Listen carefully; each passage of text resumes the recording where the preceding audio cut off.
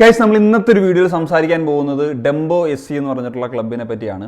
Dumbo SC എന്ന് പറയുമ്പോൾ തന്നെ ആ ഒരു പേരിൽ ഒരു ഗത്തിருக்கு എന്നുള്ള കാര്യം ആദ്യം തന്നെ പറയേണ്ടി വരും. എന്നാൽ നമ്മൾ ഇപ്പോൾ സംസാരിക്കാൻ പോകുന്നൊരു വിഷയം എന്ന് വെച്ച് കഴിഞ്ഞാൽ അവരുടെ ഈ ഒരു ഐ ലീഗ് സീസണിലെ പെർഫോമൻസിനെ പറ്റിയാണ്. ആദ്യത്തെ 5 മത്സരങ്ങൾ പൂർത്തീകരിക്കുന്ന സമയത്ത് നിലവിൽ 10 പോയിൻറ്റ്സുമായിട്ട് പോയിന്റ് ടേബിൾ 1-ാം സ്ഥാനത്ത് നിൽക്കുകയാണ്. ഒരു കാര്യം മനസ്സിലാക്കുക, 9 വർഷങ്ങൾക്ക് ശേഷം അവർ ഇത്തവണയാണ് ഐ ലീഗിലേക്ക് പ്രൊമോഷൻ കിട്ടി വരുന്നൊരു സാഹചര്യം ഉണ്ടായത്. ഈ ഒരു ഗോവൻ ക്ലബിനെ പറ്റി പറയുന്നൊരു സാഹചര്യത്തിൽ നമുക്കറിയാമല്ലോ, ഐ ലീഗിൻ്റെ ചരിത്രത്തിൽ തന്നെ ഏറ്റവും മികച്ച ക്ലബ്ബെന്ന് നമുക്ക് പറയാം. കാരണം കഴിഞ്ഞ 9 വർഷം അവർ കളിച്ചില്ലെങ്കിലും ഐ ലീഗിൽ most number of titles win ചെയ്തിട്ടുള്ള ഒരു ക്ലബ്ബ് ഏതാണെന്ന് ചോദിച്ചു കഴിഞ്ഞാൽ അതിനുള്ളൊരു ഉത്തരമാണ് ഡെംബോ SC. മാത്രമല്ല AFC കപ്പ് 2008 ചരിത്രത്തിൽ ആദ്യമായിട്ട് സെമി ഫൈനൽ കളിച്ചിട്ടുള്ളൊരു ക്ലബ്ബാണ്. അപ്പം അങ്ങനെ പല പല ഹിസ്റ്ററീസ് പറയാനുള്ള ഒരു ക്ലബ്ബാണ് ഡെംബോ.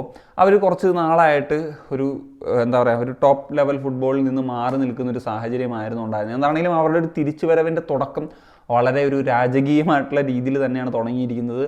ഓർക്കുക, ഈ ഒരു 5 മത്സരങ്ങളും അവർ എവേയിൽ പോയിട്ടാണ് കളിച്ചത്. എവേയിൽ തന്നെ ഇത്ര നല്ല റെക്കോർഡ് ഉണ്ടാക്കാനായിട്ട് അവർക്ക് സാധിച്ചിട്ടുണ്ട്. മറ്റൊരു കാര്യം, ഈ 5 മത്സരങ്ങൾ ഒരു മത്സരത്തിൽ മാത്രമാണ് അവർ ഗോളുകൾ വഴങ്ങിയിട്ടുള്ളത്. ബാക്കി 4 മത്സരത്തിലും ക്ലീൻ ഷീറ്റ് സ്വന്തമാക്കാൻ സാധിച്ചു. അങ്ങനെയുള്ള വിജയങ്ങളാണ് അവർ സ്വന്തമാക്കിയത്. ഒരു മത്സരത്തിൽ SC ബംഗളൂരു എന്ന് പറഞ്ഞിട്ടുള്ള ന്യൂലി പ്രൊമോട്ട് ആയിട്ടുള്ള മറ്റൊരു ക്ലബ്ബാണ്. അവർക്കെതിരെയാണ് 3-1 തോറ്റത്. ഒരു കാര്യം മനസ്സിലാക്കുക, ഡെംബോ ആകെ തോറ്റത് ആ ക്ലബിനെതിരെ, ബംഗളൂരു വിജയിച്ചത് ആ ഒരു മത്സരത്തിൽ മാത്രമാണ് എന്നുള്ളത് ഈ ഒരു മത്സരത്തിൻ്റെ പ്രത്യേകതയായിട്ട്. ഞാൻ ഈ ഒരു മത്സരങ്ങളൊക്കെ വീക്ഷിച്ച സമയത്ത് എനിക്ക് പേഴ്സണലി തോന്നിയിട്ടുള്ളൊരു കാര്യം, ഇവരുടെ ഒരു ഡിഫൻസീവ് ഡിപ്പാർട്ട്മെൻറ്റ് ടോപ്പ് പെർഫോമൻസ് ആണ്. പ്രത്യേകിച്ച് ഷഹീൻ, അദ്ദേഹം ഐ ലീഗിലൊക്കെ വളരെ എക്സ്പീരിയൻസ്ഡ് ആണ്.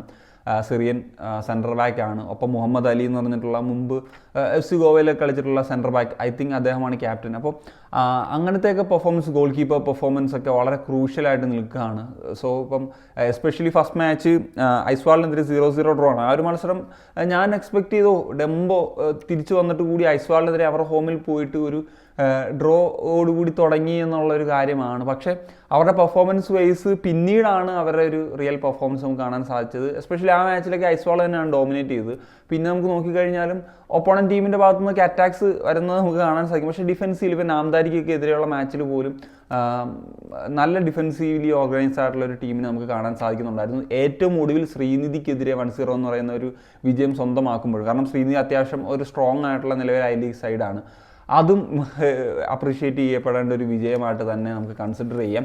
എന്താണെങ്കിലും ഈ പറഞ്ഞതുപോലെ നമ്മൾ ടു ഏർലി ആണ് ജഡ്ജ് ചെയ്യാനൊന്നും ആയിട്ടുള്ള 5 മത്സരങ്ങൾ എന്ന് പറഞ്ഞു കഴിഞ്ഞാൽ വളരെ കുറവാണ്. കാരണം റിയൽ കാശ്മീരൊക്കെ കഴിഞ്ഞ പല സീസണുകളിലും ഇതേപോലത്തെ ഒരു ഡ്രീം സ്റ്റാർട്ടൊക്കെ നടത്തിയിട്ടുണ്ട്. പക്ഷേ ഈ ഒരു ഫാക്ടർ നമ്മൾ സംസാരിക്കേണ്ടത്, ഒരു ന്യൂലി പ്രൊമോട്ടായിട്ടുള്ള ക്ലബ്ബ് അതുപോലെ തന്നെ ഏവേ മാച്ചസിൽ പോയിട്ട് ഇങ്ങനത്തെ ഒരു റിസൾട്ട്സ് ഉണ്ടാക്കുന്നത് അപ്രിഷ്യേറ്റ് ചെയ്യണം. പ്രത്യേകിച്ച് ഡെംബോ പോലൊരു ക്ലബ്ബ് കൂടിയാണ്. കാരണം ഞാൻ പറഞ്ഞല്ലോ, ഐ ലീഗിൽ ഇത്രയും ഹിസ്റ്റോറിക് ആയിട്ടുള്ള ക്ലബ്ബാണ്. അവരുടെ ഒരു റീ എൻട്രി ആണ് ഏതാണ്ട് ഒരു 1 ഡെക്കേഡിന് ശേഷം എന്നുള്ളത്. പിന്നെ മറ്റൊരു കാര്യം പറയേണ്ടതെന്ന് വെച്ച് കഴിഞ്ഞാൽ അവരുടെ പരിശീലകൻ സമീർ നായിക്കാണ്. അദ്ദേഹം ഇന്ത്യൻ ഫുട്ബോളിൽ വളരെ സുപരിചിതനായിട്ടുള്ളൊരു നെയിമാണ്. ആസ് എ പ്ലെയർ എന്ന നിലയിൽ നോക്കുകയാണെന്നുണ്ടെങ്കിലും അദ്ദേഹം ഇന്ത്യക്ക് വേണ്ടി നിരവധി മാച്ചസ് കളിച്ചിട്ടുണ്ട്. ക്യാപ്റ്റൻ എന്ന നിലയിൽ പോലും കളിച്ചിട്ടുണ്ട്. അദ്ദേഹത്തിൻ്റെ പ്ലേയിങ് കരിയറൊക്കെ നോക്കി കഴിഞ്ഞാൽ ഡെംബോയിൽ തന്നെയാണ് അദ്ദേഹം കളിച്ചിട്ടുള്ളതെന്നുള്ളത് നമുക്ക് കാണാൻ സാധിക്കും. ഡെംബോയുടെ ഒരു പെർസ്പെക്റ്റീവിൽ അദ്ദേഹം ഒരു ലെജൻഡറി പ്രൊഫൈലുള്ള പ്ലെയർ തന്നെയാണ്. അതുപോലെ ആസ് എ കോച്ച് എന്ന നിലയിൽ നോക്കുമ്പോഴും അദ്ദേഹം ഡെംബോയിലൂടെ തന്നെയാണ് വരുന്നത്.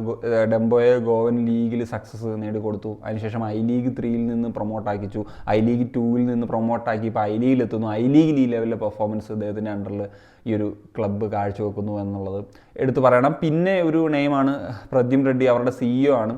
സോ അദ്ദേഹം ഈ പറഞ്ഞ പോലെ നമുക്കറിയാം, ഇന്ത്യൻ ഫുട്ബോളിൽ വളരെ ഒരു പ്രോമിനൻ്റ് ആയിട്ടുള്ള നെയിം തന്നെയാണ് അദ്ദേഹം.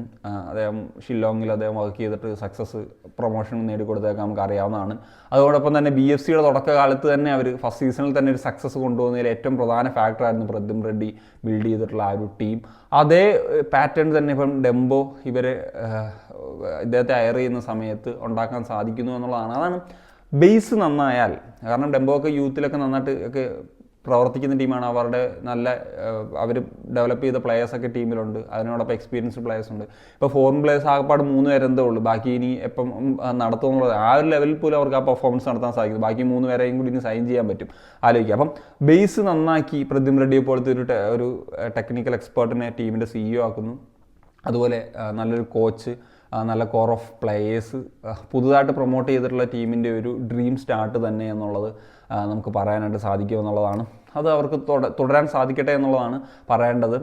So that's it guys. അപ്പോൾ ഇതൊക്കെയാണ് പറയാനുള്ളത്. അപ്പം വലിയൊരു ഐ ലീഗിനെ പറ്റി ഒക്കെ വീഡിയോസ് ചെയ്യാൻ പറയാം. അപ്പോൾ എനിക്ക് ഇങ്ങനത്തെ ഇൻട്രസ്റ്റിംഗ് ആയിട്ടുള്ള കാര്യങ്ങളാണ് എപ്പോഴും നമുക്ക് ഡിസ്കസ് ചെയ്യാൻ മാറ്റർ ആകുന്നത്. അപ്പം നിങ്ങളും തീർച്ചയായിട്ടും നിങ്ങളുടെ അഭിപ്രായങ്ങൾ കമൻ്റായിട്ട് ഇടുക. ഇതേപോലത്തെ കണ്ടൻറ് റെക്കമെൻഡേഷൻസും തീർച്ചയായിട്ടും നമുക്ക് പറയാവുന്നതാണ്. അതും നമുക്ക് ഡിസ്കസ് ചെയ്യാവുന്നതാണ്. അപ്പം ദാറ്റ്സ് ഇറ്റ് ഗൈസ്. അപ്പം മറ്റൊരു കാര്യം സൈനിങ് ഓഫ്.